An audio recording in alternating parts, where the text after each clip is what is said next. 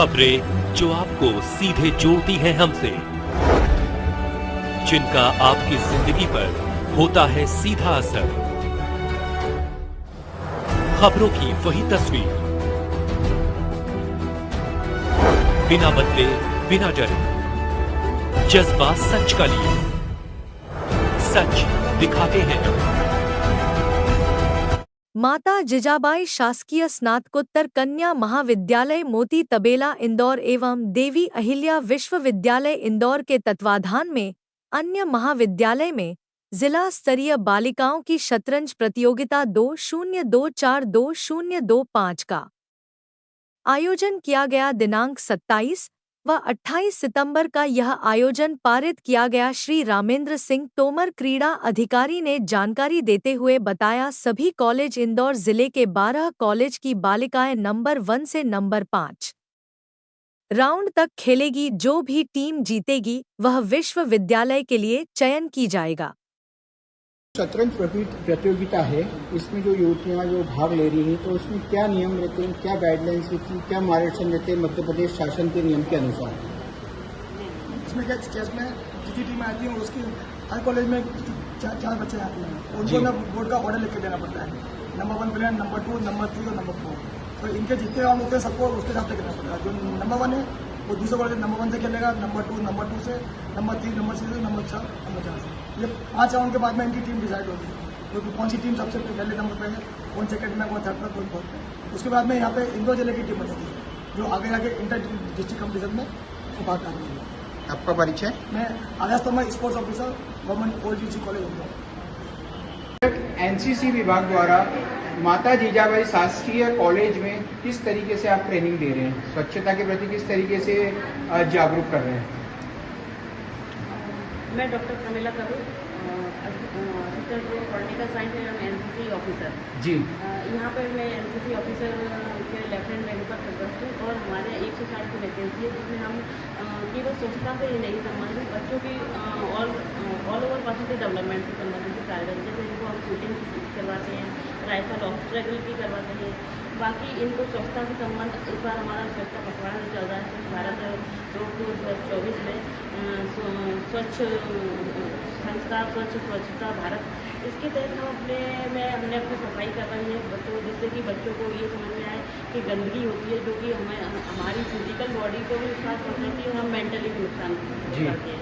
इससे ये है कि हम स्वच्छ रहेंगे तो हमारा भारत भी स्वच्छ रहेगा, हमारा देश भी स्वच्छ रहेगा और हम ऑल ओवर पर्सनल डेवलपमेंट को हम जब फिजिकली अच्छे होते हैं तो हम अच्छे से वर्क कर पाते हैं कोई भी चीज़ का।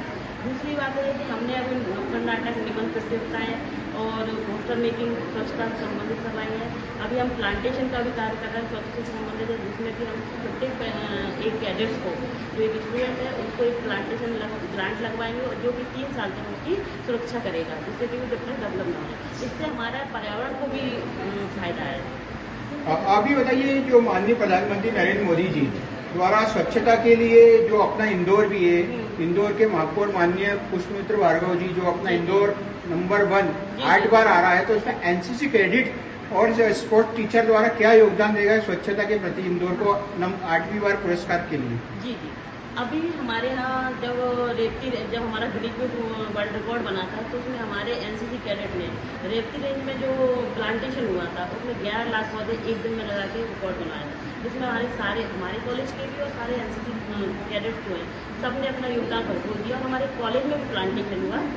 कॉलेज में प्लांटेशन के अलावा हम सबसे अच्छा कि एक कैडेट को एक प्लांट दे रहा है जो कि 3 साल तक उसकी देखभाल करेगा, जिससे कि वो प्लांट केवल लगाने के बाद ऐसे नहीं कि लग गया और आज प्लांटेशन हो गया, वो 3 साल तक उसकी देखभाल करेगा। देखभाल करने के बाद ये लगेगा कि हाँ ये प्लांट बड़ा हो गया, क्योंकि एक छोटे से बच्चे को हम पालते पोसते हैं, इसी तरह अगर प्लांट को 3 साल तक पालेंगे तो पेड़ बनेगा और पेड़ बनेगा पर्यावरण की सुरक्षा करेंगे।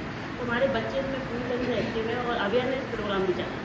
मध्य प्रदेश शासन की गाइडलाइंस के अनुसार ही सब स्वच्छता के प्रति कार्यक्रम होंगे, जागरूक कार्यक्रम होंगे? जी जी, पर्यावरण है, स्वच्छ है। जी जी। तो गीला कचरा, सूखा कचरा के बारे में आप एनसीसी कैडेट को, एनसीसी के स्टूडेंट को क्या बताएंगे कि गीला कचरा सूखा कचरा कचरा गाड़ी में डालने का? जी बिल्कुल, हमारे यहाँ जो डस्टबिन है उसमें भी गीला कचरा और सूखा कचरा अलग से डाला जाता है, इवन पॉलीथीन भी अलग से डाली जाती है, जिससे कि बच्चों को ये समझ में आया कि गीले कचरे से हम खाद उर्वरक बनाया जा सकता है और सूखा कचरा उसका हम यूटिलाइज कर सकते हैं।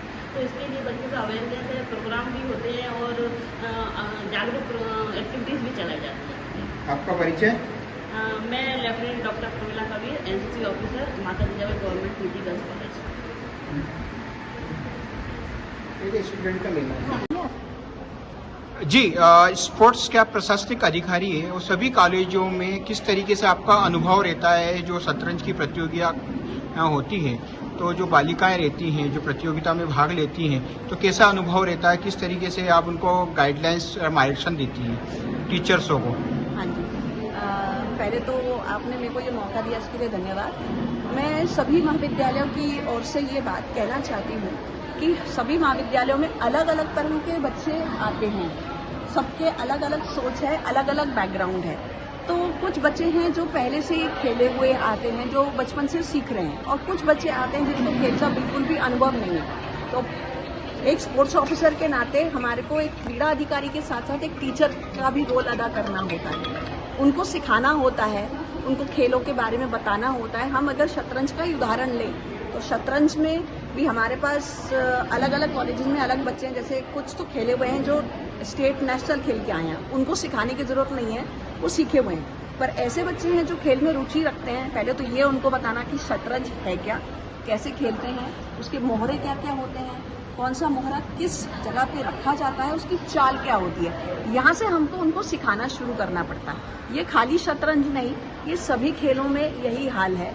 जो शहरों के बच्चे हैं उनको तो फिर भी नॉलेज होती है कि अलग गेम है, बास्केटबॉल है, टेबल टेनिस है, बैडमिंटन है, कबड्डी है, खो खो है। पर अधिकतर बच्चे हमारे जो मध्य प्रदेश के हैं वो ग्रामीण क्षेत्र से आते हैं, उनको खेलों के बारे में ये बताना पड़ता है। क्रिकेट के अलावा वो किसी और खेल को नहीं जानते। शतरंज क्या है, बैडमिंटन क्या है, टेबल टेनिस क्या है, रैकेट कैसे पकड़ना है, रैकेट को होल्ड कैसे करना है, बॉल कितनी है, किस तरह से खेली जाती है, किस तरह से सर्विस की जाती है, ये सब चीज़ें हमें उनको एज अ टीचर सिखानी पड़ती हैं।